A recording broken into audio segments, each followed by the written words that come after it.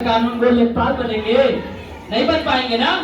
5 kilo चावल भीख है, ऐसी भीख है जिस भीख पर हम अपने बच्चों का भविष्य दांव पर लगा रहे हैं। जानते हैं इस देश के शासक हम हैं।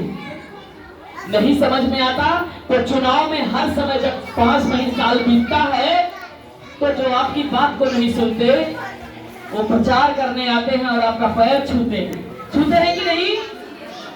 तब नहीं एहसास होता कि इस देश के मालिक हम हैं। जो गद्दी पर बैठता है वह लिखता है जनप्रतिनिधि। हाँ प्रोफेसर साहब, जनप्रतिनिधि लिखता है ना, तो वो जनता द्वारा चुना गया हमारा प्रतिनिधि, हमारे द्वारा चुना गया हमारा प्रतिनिधि है। लेकिन जीतने के बाद जब वो विधायक होते हैं, सांसद होते हैं, तो वो राजा बनने लग जाते हैं। आपकी और हमारी सुनते नहीं हैं। जानते हैं क्यों नहीं सुनते?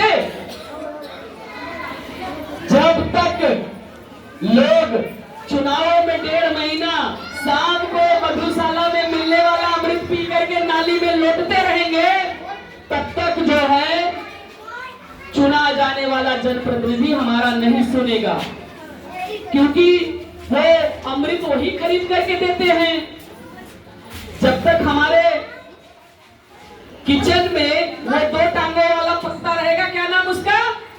मुर्गा, है ना? चुनाव में 2 टांगों वाला नेता द्वारा दिया गया हमारे घर में किचन में पत्ता रहेगा, तब तक हमारी स्थिति में सुधार नहीं होगा।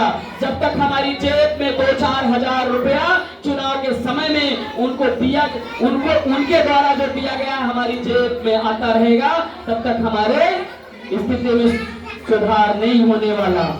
जब तक उनकी 200 की साड़ी को हम 5000 की साड़ी समझ करके पहनते रहेंगे, तब तक हमारी हालत में सुधार नहीं होगा।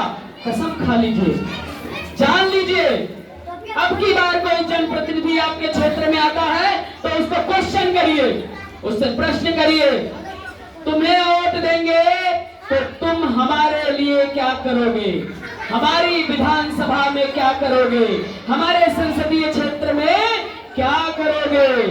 मुर्गा नहीं लेना, क्योंकि उसके 1 महीने के मुर्गे से हम मोटे होने वाले नहीं हैं, बल्कि बहुत बड़ा इससे हमारा नुकसान होता है। हमारी नई उम्र का बच्चा जिंदाबाद मुर्दाबाद का नारा लगाता है, उसी टाइम में पीना सीखता है, 1.5 महीने के अंदर वो पीने में परिपक्व हो जाता है और नेताजी चुनाव हारे या जीते अपने घर चले जाते हैं, लेकिन हमारा बेटा नंबर 1 का पियक्कड़ बन जाता है उसी में। अब क्या करेगा? अब मम्मी के पर्स से पैसा चुराएगा, क्योंकि कमा तो रहा नहीं है।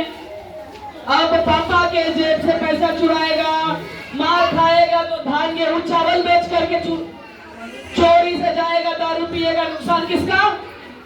हमारा और आपका। समझ गए?